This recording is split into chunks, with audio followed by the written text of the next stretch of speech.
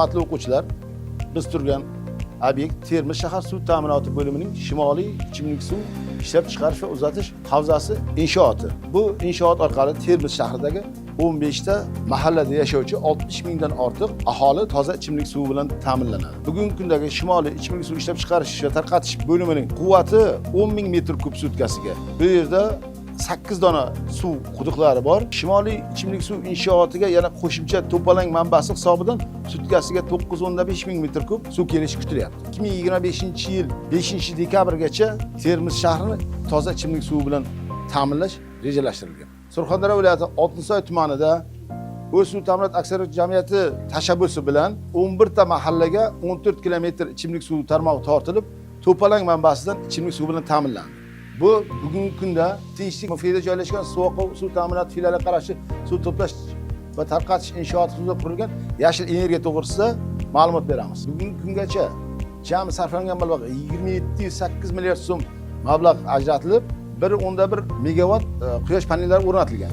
Bu kimlardir? Bu Termiz davlat universitetiga tegishli bo'lgan quyosh panellari, Toshkent tibbiyot akademiyasiga tegishli Termiz davlat pedagogika universitetiga, Navoiy innovatsiyalar institutiga, Termiz iqtisodiyot va servis universitetining hisobiga hamda Surxondaryo suv ta'minot aksiyadorlik jamiyatining 470 kilovat quvvatga ega bo'lgan quyosh panellari o'rnatilgan. Bugungi kunda ishlab chiqarilgan elektr energiyasini biz foydalanib davlatga sotib kelyapmiz. 1 kilovat elektr energiya uchun 1000 so'mdan davlat bizga pul to'lab beradi.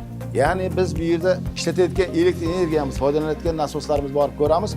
Nasoslarimiz barchasi o'sha biz quyosh panellaridan olayotgan elektr energiya hisobidan amalga oshirib kelyapmiz.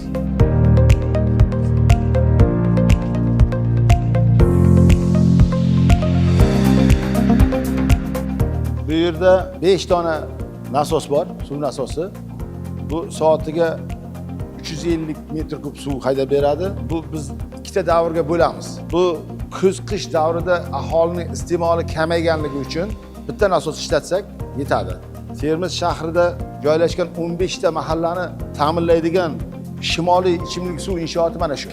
Biz yoz davri kelganda, martdan boshlab, bahordan boshlab quvvat ko'paytiramiz shaharga suv berish, aholining iste'moli ortganiga qarab suv berishni kuchaytirib boramiz.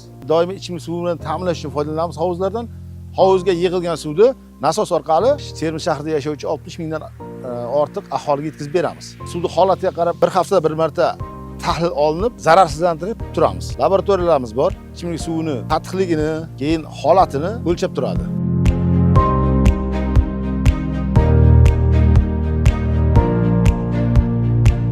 Suvning holati o'zgarib ketmasligi uchun bu toza havo berib turadi. Tabiiy toza havo, suv dimlanmaydi. Suv o'zini asl holatini o'zgartirmaydi.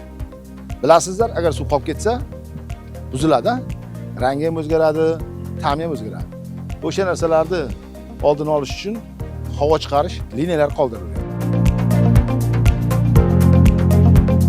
Mana ko'z bilan ko'rlaring, 1000 marta eshitgandan 1 marta ko'rgan afzal deydi.